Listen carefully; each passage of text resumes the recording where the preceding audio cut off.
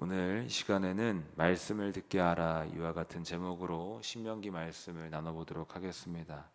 저희는 지난 본문을 통해서 모세가 후계자 여호수아와 또 이스라엘 백성들에게 강하고 담대하라 이와 같이 선포했던 것을 함께 읽어보았습니다.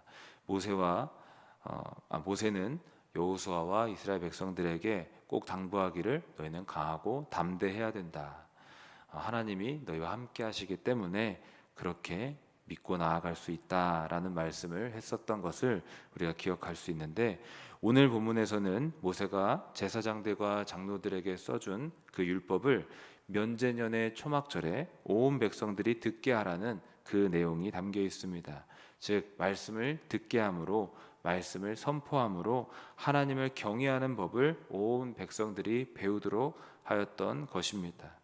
이와 같은 내용의 본문인 것을 간단히 기억하면서 한 절씩 말씀을 나눠보도록 하겠습니다. 9절 말씀을 한 번 더 읽겠습니다.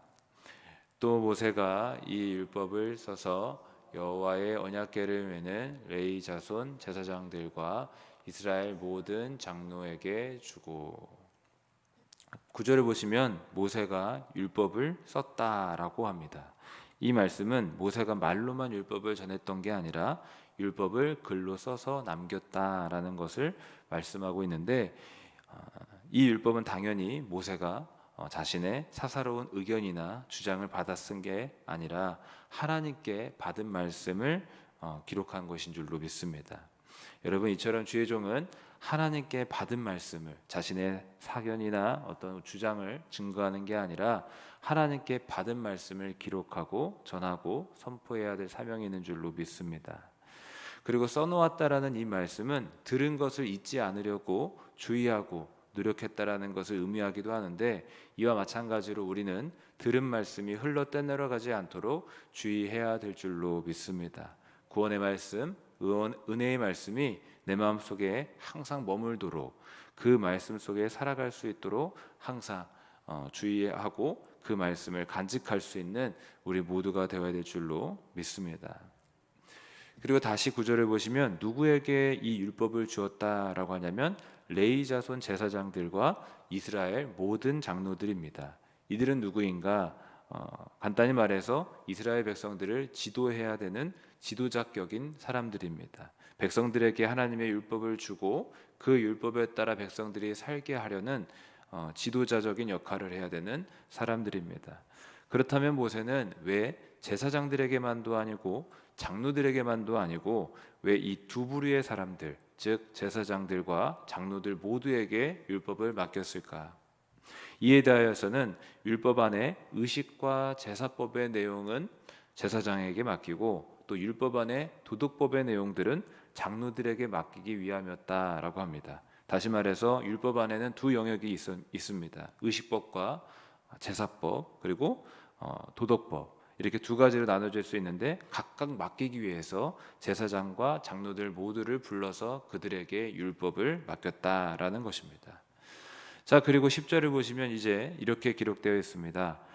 모세가 그들에게 명령하여 이르기를 매 7년 끝에 곧 면제년의 초막절에. 모세가 제사장들 또 장로들에게 명합니다. 율법을 낭독하여 그 율법의 말씀을 온 이스라엘 백성들이 듣게 하라는 것입니다. 그런데 그 말씀을 듣게 하는 때에 대해서 10절에 나왔는데 언제냐면 매 7년 끝에 곧 면제년의 초막절입니다. 즉 면제년의 초막절에 그 말씀을 백성 앞에 낭독하라는 것입니다. 그렇다면 면제년은 언제인가? 설명이 되어 있듯이 매 7년이 끝나고, 즉 7년마다 돌아오는 해입니다. 7년이 끝나고 그 다음 해가 바로 면제년이 됩니다. 그 해에는 모든 빚진 자들에게 대해서 빚 독촉을 면제해주는 해로서 면제년이라고 불렀던 것입니다. 그리고 이 면제년은 안식년의 의미가 있는데, 왜냐하면은 빚 독촉을 면제해주거나 또는 이스라엘 동족 중 노예로 잡힌 이가 있다면 자유와 해방을 주는 것으로서 마음의 안식을 또는 몸의 안식을 누릴 수 있었기 때문입니다. 그렇기 때문에 이 면제년은 안식년의 의미가 또 있습니다. 그러면 초막절은 언제인가? 초막절은 유대 종교력으로 매년 7월 15일부터 일주일 동안 추수감사절로 지키는 절기로서 장막절, 수장절이라고도 불렀던 절기입니다.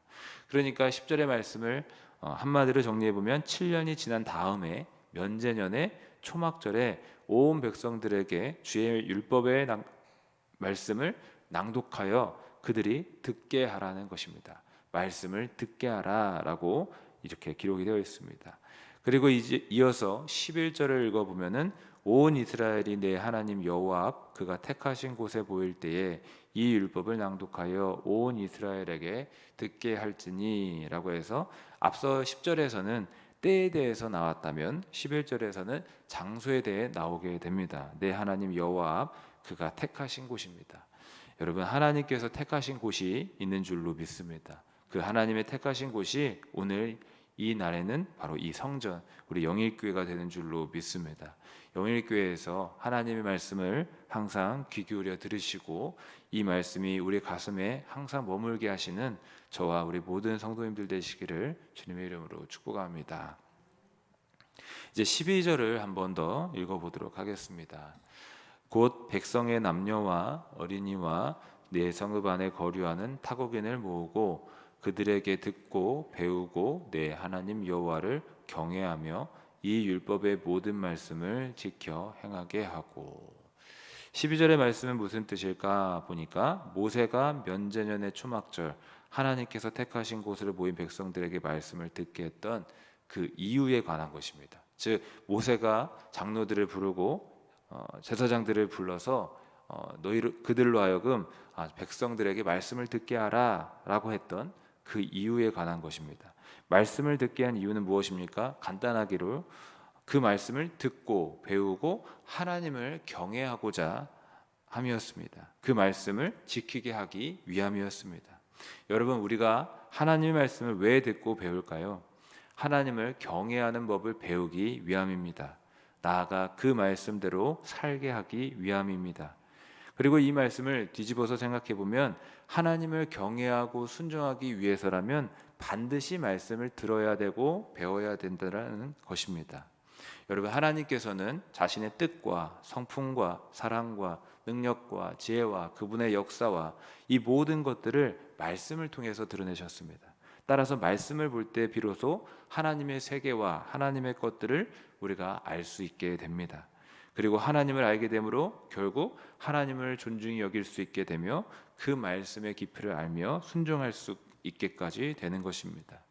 그렇기 때문에 말씀은 믿는 자의 삶에서 가장 중요한 것이라고 할 수 있겠습니다. 말씀이 없이는 신앙이 유지가 될 수 없으며 말씀으로 우리는 믿음을 굳건하게 세워나갈 수 있는 것입니다. 그러므로 여러분, 말씀을 통해 하나님을 알아가시기를 바라겠습니다. 그리고 그 하나님을 따라가며 그 말씀을 순종할 수 있는 저와 모든 성도님들 되시기를 간절히 바라겠습니다. 그리고 성경에서는 한 가지 더 말씀드리면 예수님을 가리켜 말씀이라 하였고 말씀 대신 예수님이 이 땅에 오셔서 우리가 은혜가 진리가 충만하게 되었다라고 기록하고 있습니다. 이 말씀은 기록된 말씀을 통해서도 하나님을 알 수 있지만 예수님, 바로 육신이 되러 오신 말씀, 그 예수님을 통해서도 하나님을 알 수 있다라는 것을 의미하는 것입니다. 여러분, 말씀 대신 우리 예수님을 믿고 나아가시기를 바라겠습니다. 그리고 예수님을 통해서 하나님을 바라보시기를 바랍니다. 예수님께서도 나를 본 자가 하나님 아버지를 보았다라고 직접 친히 말씀하셨습니다. 여러분, 우리는 예수님을 통해서 하나님께로 나아가는 은혜가 있는 줄로 믿습니다. 따라서 예수님께서도 내가 곧 길이다, 나로 말미암지 않고는 아버지께로 나아갈 자가 없다. 이 말은 달리 말하면 나를 통해서 하나님을 보며 나를 통해서 하나님을 만날 수 있으며 나를 통하여서 하나님을 알 수 있다라는 것입니다. 여러분, 예수 그리스도 안에 모든 소망을 품으시기를 주님의 이름으로 축복합니다.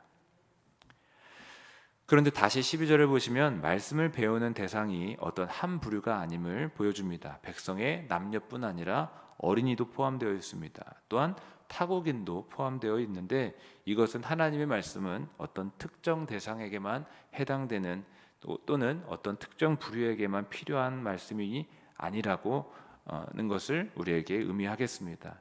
여러분, 하나님의 말씀은 제한 없이 선포되어야 될 줄로 믿습니다. 어떤 이들의 특정 고유물이 아니라 모든 이들이 듣고 구원받아야 될 말씀인 것입니다. 성경에 하나님은 모든 사람이 구원을 받으며 모든 사람이 진리를 아는 데 이르기를 원하신다라고 합니다. 즉 주의 말씀에서 배제될 사람은 단 한 사람도 없습니다.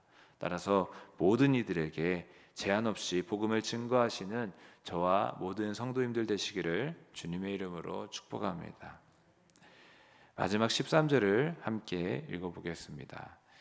또 너희가 요단을 건너가서 차지할 땅에 거주할 동안에 이 말씀을 알지 못하는 그들의 자녀에게 듣고 내 하나님 여호와 경외하기를 배우게 할지니라.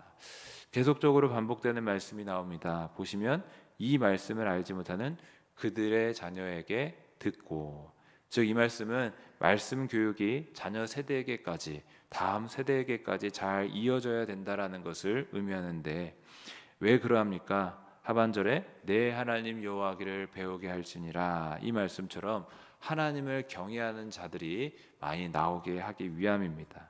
여러분, 우리는 다음 세대 자녀들에게 하나님을 알지 못하는 일이 없도록 힘써 또 시간을 들여 공을 들이고 에너지를 들여서 하나님의 말씀을 아는 세대가 되어야 될 줄로 믿습니다.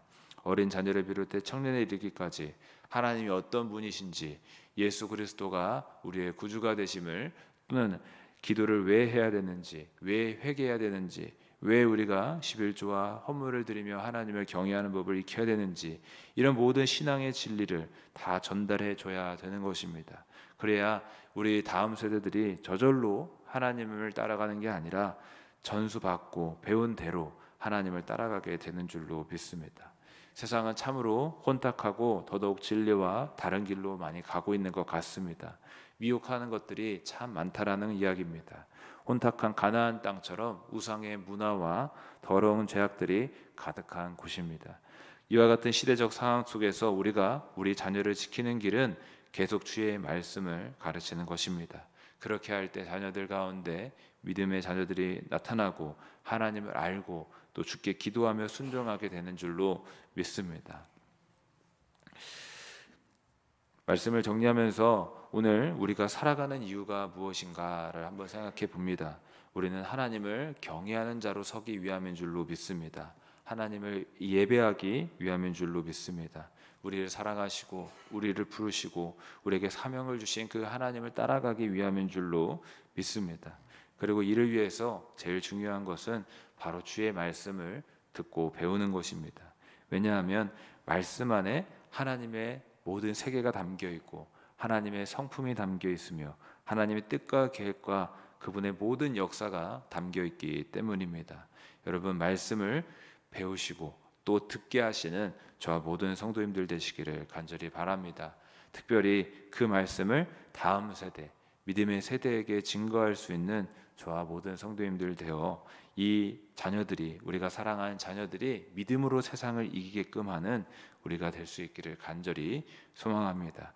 나아가서 우리 교회가 다음 세대를 많이 믿음의 자녀들로 키워낼 수 있는 귀한 교회가 될 수 있도록 또 항상 교회를 위해서도 기도해 주시기를 바라겠습니다.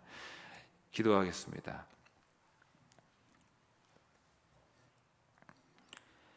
살아계신 하나님, 감사합니다.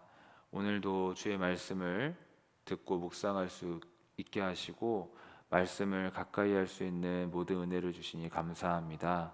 어느 자리에 있든지 주의 말씀을 묵상하고 입에 담고 마음에 두며 항상 주의 말씀을 따라 순종할 수 있게 하여 주시옵소서. 이 말씀을 통하여 하나님을 경외하는 법을 알아가게 하시고 또 이 말씀을 증거하는 우리 모두가 되게 하여 주옵소서. 감사드리며 살아계신 우리 주 예수님의 이름으로 기도하옵나이다. 아멘.